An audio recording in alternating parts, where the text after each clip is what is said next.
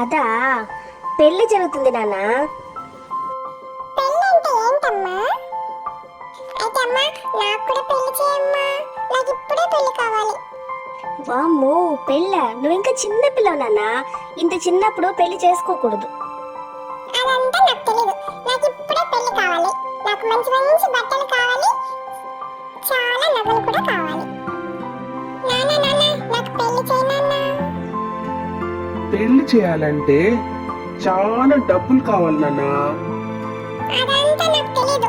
నాకు ఇప్పుడు పెళ్లి చేస్తారా లేదా?